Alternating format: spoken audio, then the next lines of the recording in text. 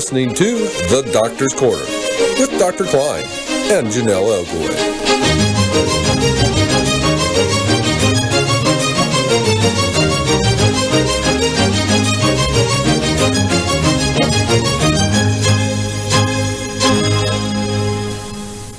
Good evening and welcome to the Doctor's Corner on CAW 360 Network. I'm Janelle Elgoway and we are here with Dr. Kline. Welcome, Dr. Kline. How are you this evening?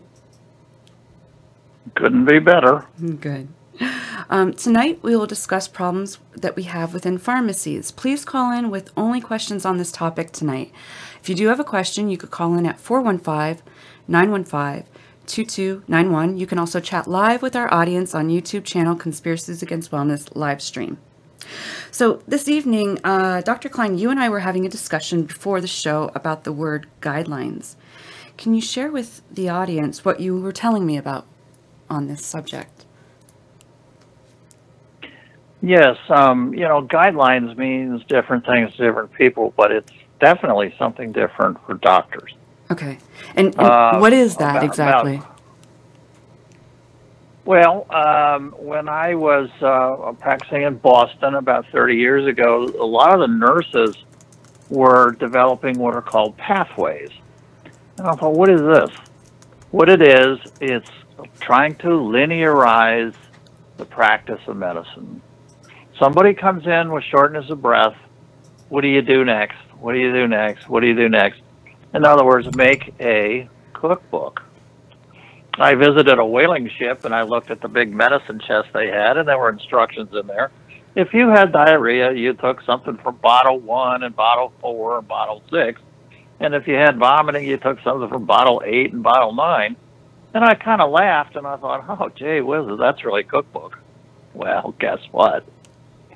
These pathways then turned into algorithms, then they turned into other things, and then they turned into guidelines. Okay. Now, guidelines sound like something that's optional. We have guidelines in our neighborhood, that you're supposed to keep things clean and blah, blah, blah. But if you don't, nobody comes and arrests you. Right. But the way it's worked out for doctors is if you don't follow these guidelines, you are malpracticing. So now, that's not true. Right. So the CDC guidelines, when a doctor hears that, what are they thinking? What did they see? Okay, when a doctor hears that, they think this is the rule. So this is law. And then. if I vary from the rule, right. This becomes law for us. In other words, anybody who publishes guidelines, it becomes law. In other words, if you vary from those guidelines, then you are negligent. So this restricts any kind of intelligent doctor, who's trying to solve problems, because then they look at the guideline and they go, uh-oh, I didn't get an MRI. Well, maybe getting an MRI was stupid and a waste of money. My own practice, I get very few studies because I only use them to confirm diagnoses. So I don't order very many MRIs. I don't get MRIs of knees because I know what's going on in there from the examination and the history. But you see, if there's a guideline that says, oh, this is what you do for a sore knee, you get an MRI, and then somebody's liable to come to me and say, Dr. Kline, you didn't get an MRI. Right. So how come? So when these CDC guidelines were made and they called it that, they intentionally knew that doctors would think, well, this is law then, correct? Absolutely. Okay. Absolutely. Even though it says within them, this isn't law. These are suggestions or the way we. Well, it's a 50-page single-spaced document, and if you word search it, you'll find the word voluntary in there one time. Mm-hmm. Wow. So no, they knew very well when they published these. They knew very well these were going to become the law of the land, and look what's happened. Right. Well, my page. Yeah, go ahead. Oh, no, please go ahead. I want your patient. When I talk to people on Twitter, almost 95% of the time, their doctors are saying, oh, it's the CDC guidelines. That's the reason we have to do this. And then to make things even worse, it's not even in the CDC guidelines. So if people took the 50-page CDC guidelines to the doctors, would you mind showing me where it says in here? Right. Because none of them read it, of course. Didn't they have to make an amendment for the word opioid, too? Yes. I got into an argument with some other doctor that opioid was the proper word. I've always used the word opiate. The best word is narcotic. Okay. Because then fentanyl is not an opioid, and you get into all this, opioids plus fentanyl. If you use the word narcotic, you got them all. And people don't like the word narcotic, too bad. It means a drug that makes you sleepy. It's a great word.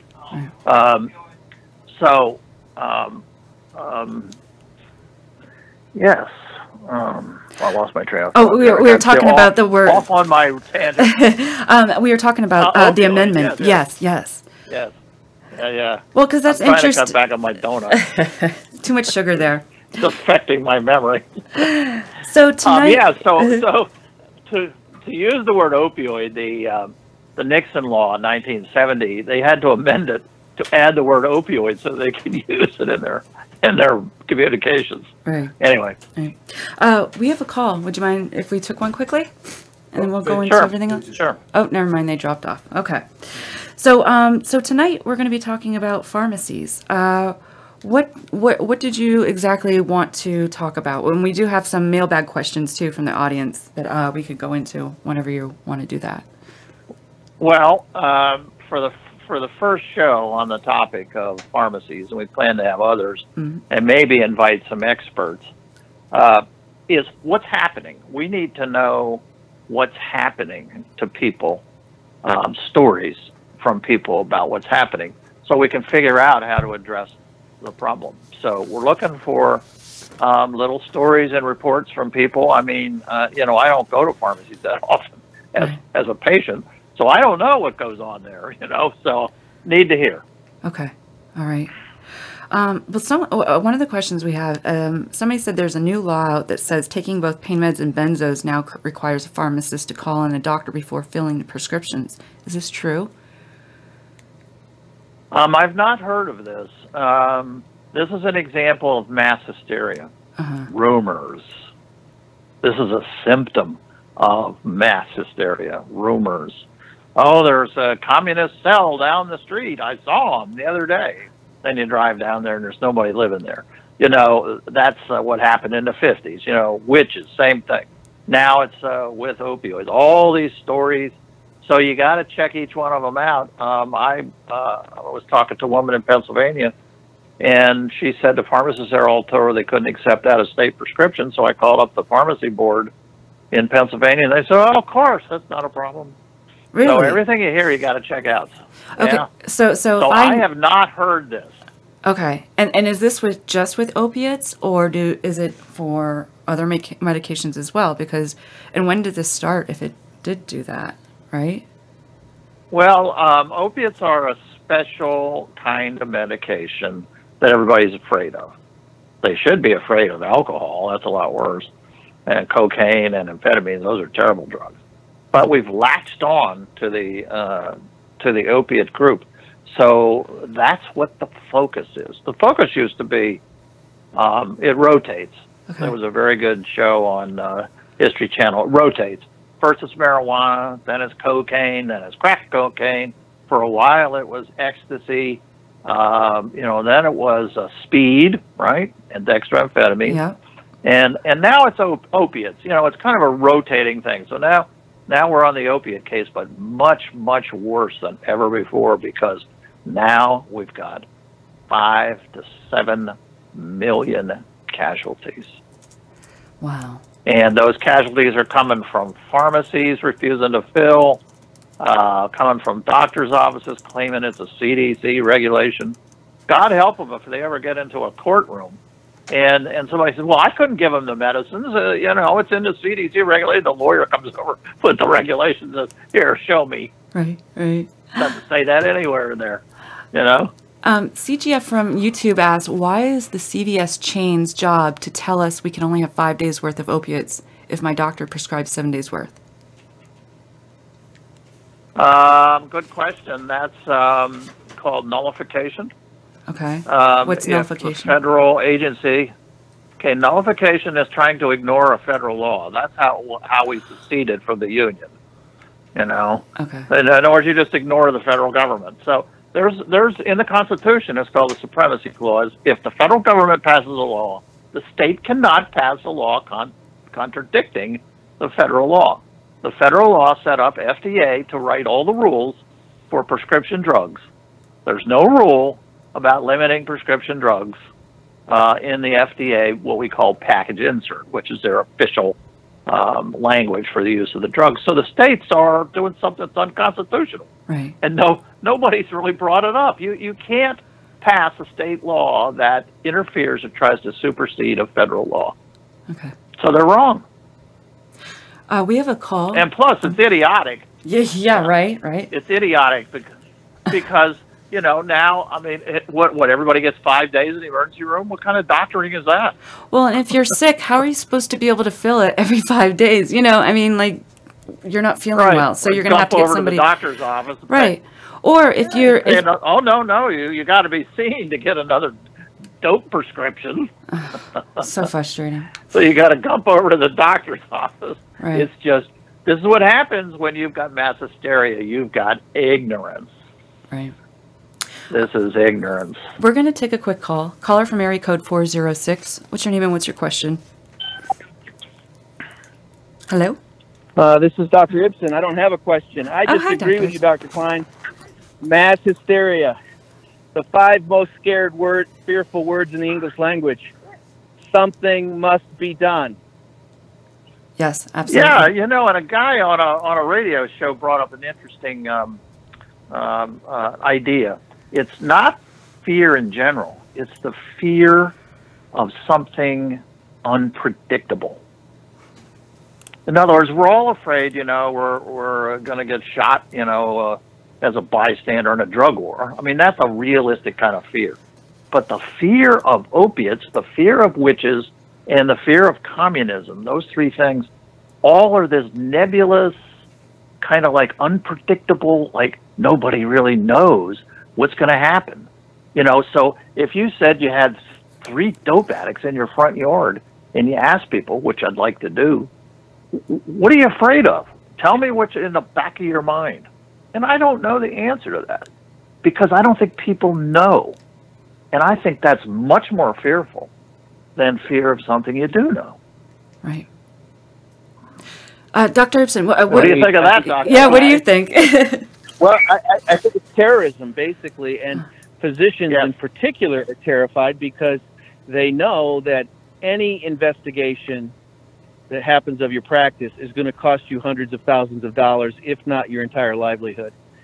And so the fear of an investigation by your state board or a fear of an investigation by the law enforcement departments of either local or DEA, that just strikes terror in the heart of doctors because they know that they overcharge doctors, and then they can charge you with Medicare fraud because essentially not only does nobody document perfectly, but nobody bills perfectly. So everybody knows there's imperfections in their billing systems, and that every single doctor in the country is vulnerable to a Medicare fraud accusation, which will cost you another $100,000. Yeah, it's also fear of the unpredictable. We don't even know what's going to happen. You know, if you go and hold up somebody in a convenience store, you got a rough idea. You know, you're going to get 3 to 5 years. We have no idea what's going to happen. You know, I mean, are they going to come and take my car? Are they going to take my home? Are they going to take my license away?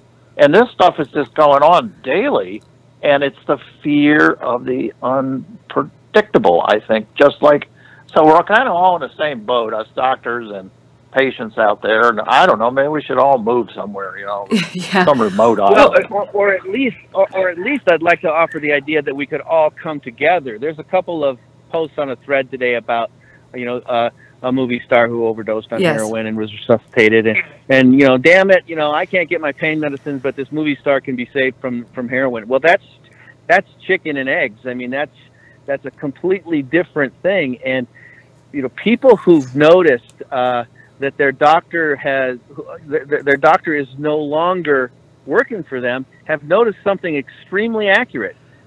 They aren't, and they can't. Mark, are you getting reports from your patients about difficulties at the pharmacy? I know you don't have real active patients right now, but are you just hearing on the grapevine of people having trouble at pharmacies? Oh, totally. Yeah, that happened before. While I was still treating pain patients, patients with prescriptions from me were having problems at the pharmacies.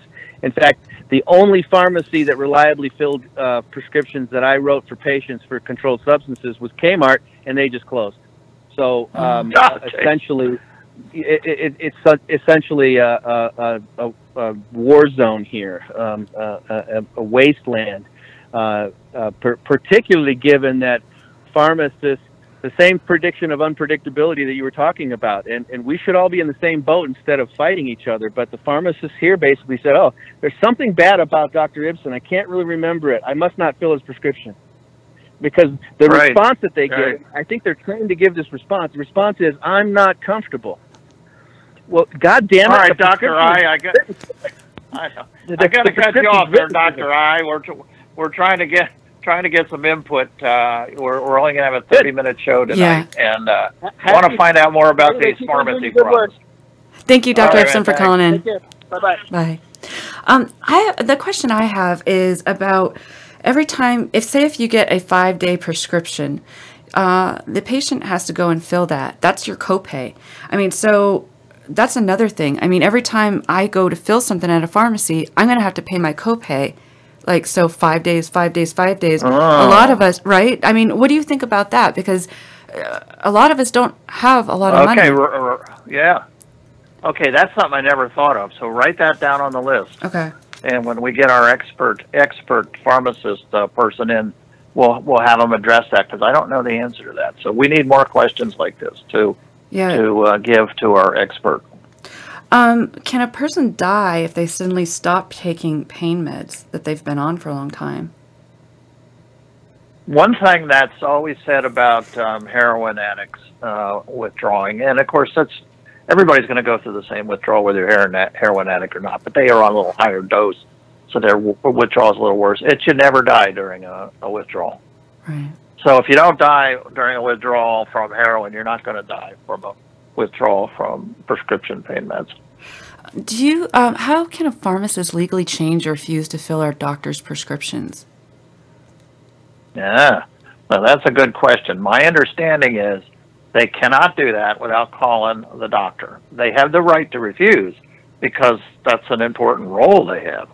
If some doctor prescribed some strong heart medicine and they knew the patient was allergic to it, they would, but they are required, I think, we'll find out later, they are required to call up the doctor, and see. So these are, this is an important question for discussion later when we have our expert. Okay. How do you expect, is it Gnarrk's care to affect us at the pharmacy? Do you know? Gnarrk's care is a very pernicious, dangerous, proprietary software for money that the states are buying, and they claim to be able to come up with an overdose risk score based on the CDC guidelines. Now, the CDC guidelines are basic, which are, are really under a cloud for having any kind of scientific validity. And we've been trying to ask these people what criteria they're using, and they won't release it. It's patented, so they feel this is proprietary. So this to me sounds like something that we've got to get some lawyers in on. I mean, you can't profile people and not tell them what's going on. This is the old profiling thing. If you're black and you have tattoos, you're a criminal. Right. Or if you're a white woman with different color hair, because you're trying to be hip, you're obviously a dope fiend. So, you can't do this in this country. We have a democracy here. You can't go running around and papers, please. Right. That's what it is. So we got a guy who actually, with a Dr. Leslie, obviously snuck over with his phone and took a picture of this Gnarrk score, and he was turned down for his medicines based on this idiotic score. Nobody who goes to a pharmacy is ever going to overdose on pain medicines. Right. Now, sometime I'll explain that, but it's true. The only people who are going to overdose are addicts. So this program needs to be done with addicts. But since they're not on computers, there's no way to analyze the data. They're analyzing the data like if you go to more than one pharmacy. Well, everybody goes to more than one pharmacy nowadays because they're refusing to fill your prescription. So now they're going to put this stamp on your forehead, Right. and you're going to not get any pain medicine the rest of your life. So that's Gnarrk's care, and we'll definitely ask our pharmacy expert about that. Okay. Presently, we have some people in Oregon who are being denied opiate coverage from Oregon Medicaid. Do these people have any excuse to get their medications back? Yeah, they need to go into federal court and get an injunction, and hold a cake bake sale and raise money and hire a lawyer and go in and get an injunction. You can't do that. You can't do that to Medicaid patients. They're protected by federal law. Half of them have disability, so you can't. They're in a protected class. I was involved in Boston with this horrible institutional setting for adults with developmental delays. It was just a horrible zoo, and a bunch of the parents got together and held car washes and bake sales, and they raised the money, and they got a lawyer to go into federal court. And the federal court judge came down and looked at the place and said, "Are you people sure you want to go ahead with this trial? How about we just have a consent decree?" So, this is what can happen, but everybody needs to get together and throw in some money and, hire a good federal court barrister, and you've got to go in and block the state. They can't do this to people. Yeah. That's just horrible. And it's illegal. You can't, Well, some of it seems like, are they just trying things? Like, I feel like certain states are putting things through, because a lot of people are asking me, well, are they going to take CPPs down to zero, basically, and, and is it going to be like a statewide or a nationwide thing? Are they just trying to, like, throw out and see what sticks? I mean, even with this Gnarrk's care, I mean, do they really believe that this is going to help? I don't. Yes, when you turn people loose, the people who want to punish other people, which is basically what it is, when you turn these people loose without any controls, they'll just try to get away with anything they can. Right. During the communist scare in the 50s, I mean, they were accusing neighbors of being commies, and they just do anything. And they started to pass local laws then. If you were a communist, you couldn't work for the school board. They had loyalty oaths. Before you took a job, you'd have to say you weren't a communist. I mean, it was the same sort of thing. Right. So, people just have to hold car washes and get the money together and hire lawyers. That's what it's going to take. Writing articles in the newspaper and everything is not going to work. I mean, it's okay to do that, but it's not going to work. You have to get the courts involved, and that's why we've got a separate judiciary. In Mexico, they do not have a separate judiciary. It's part of the government. So you can see where they would get in Mexico with this problem. But we have a separate judiciary. And so people have to go to court to block these idiotic things. And then, they need to publicly humiliate the people who started this. This is, this is horrible. Well, and the worst part of it is these people are sick. I mean, they don't know how to change these laws and do things. I mean, some of them are becoming advocates and stuff like that because that's their only choice. But, it's really difficult for patients to even know what to do with all of this, So that's why it's important that we do get somebody to start doing this. Why isn't there more going on? Well, you're right. I mean, when people are sick and they can't get off the couch because they're not getting enough medicine, it's hard to fathom them, going down and becoming, carrying a placard or something. But, this is what needs to be done. And, you can get friends to help out, too. You don't have to do it yourself. Yeah. If people are stuck at home, you can get on the phone, get some friends, call your church, get them involved, call your shul if you're Jewish, call the mosque, if you're Muslim. I mean, get together with these religious groups. This is fundamentally a violation of human rights. The right to be treated for your pain is a United Nations basic Right. Yeah. There's a divine So assignment. we need people. Divine Assignment on YouTube just said chronic pain is a disease in a protected class under ADA. Just like what you're saying. That's right. Yep. Yep. You know, it's the same as if you're African American. They're in protected class. You know, so again, we got to go to. None of the lawyers are interested because they're all afraid that the mass hysteria is going to poison the juries, and they are poisoned.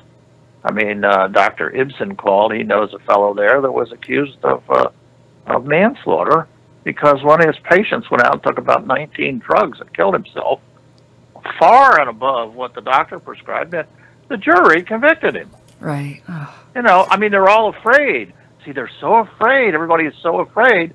Oh, my God, get this doctor out of here. Get him into prison or something. You know, he's going to be infecting all of us. We're going to be, you know, dope fiends. Right, right. And that's the kind of hysteria that's going on, you know. In the middle of So June, that's why they're reticent. Yes. In the middle of June, Kentucky's Attorney General sued Walgreens, alleging that the company contributed to the state's opioid epidemic. How can pharmacies be blamed for the opioid crisis or epidemic? They can't, and you can't blame the manufacturers either. The reason we have an opioid crisis for 100 years is the federal government. The federal government interfered with the practice of medicine and tried to make medicines, diamorphine, which is heroin, they tried to make it illegal. And then Nixon tried to control every single drug that just might make somebody a little weird. So it's the federal government's fault. You know, if I passed a law that we're not going to sell any more cigarettes in the United States, what do you suppose would happen? You know, it just doesn't solve the problem, but it's morally driven. Yeah. If you tell somebody that we went through this in Prohibition, and why are we doing it again, they look at you like it's not even a valid question. Like, what? See, it's morally driven. There's something else driving this, and what's driving it is fear of the unknown, fear of the unpredictable, and it's not the pharmacist's fault, and hopefully we can address that question, too, when we have our pharmacist expert on the show. Well, we're going to wrap up here soon. I just wanted to know if you could tell us a little bit about what we can expect coming up here in the next few weeks on the Doctor's Corner, and what are you looking from the audience? Well, I need problems so that we can problem solve. You can't problem solve without a problem. So we need to know exactly what's happening. We've mentioned a whole bunch of them today, you know, pharmacists being blamed and the 5-day prescription and blah, blah, blah. And then we're going to invite a pharmacist person onto the show who's very knowledgeable in this stuff, a lot more knowledgeable than me, and plus knows how the pharmacy system works. And so hopefully we can do that next week. And we'll continue the discussion on our Tuesday shows until we solve it, because I think the pharmacy problem is enormous. Right. From what I'm hearing. I mean, we did a Twitter poll said 40% of people were having a problem with the chain pharmacies, 1% with independent pharmacies. So we'll keep dialogue, and then we'll just have a show for general questions. And we'll send in your questions, too, and we'll put them in the mailbag. Yes. And then we'll pick out the good ones of general interest, and we can present them at the beginning of the show in the mailbag. Yes. Okay. Yeah, so if anybody that's listening out there, if you have questions about the pharmacy, about, you know, anything within that has to do with that, please, you know, write into myself or Dr. Kline, and we will answer those coming up here with our guests that are professionals in this. Yes, part 2. Any last words for this evening? No, but I would encourage people to let us know exactly what kind of problems you're having with the pharmacies and which pharmacies. You know, just name them. And if you're in a particular city, name them. You know, in Raleigh, if you don't pay your taxes, they put your name in the newspaper. Well, I think it's time we start putting the names of pharmacists in the newspaper who are doing these things to people, and we have documented cases. Okay. But we'll talk about that later. Alrighty, sounds good. Well, thank you so much, Dr. Kline, for joining us this evening. And thank you, Carnation, for joining us on another Tuesday evening at the Doctor's Corner. I'm Janelle Ogway, signing off for the evening till tomorrow night. Tomorrow night we're going to have Dr. Stephen Henson as a guest. And we'll be here at 8/7 Central. Have a good night. Good night. You've been listening to The Doctor's Corner with Dr. Kline and Janelle Ogway. Copyright 2018 by EXG LLC.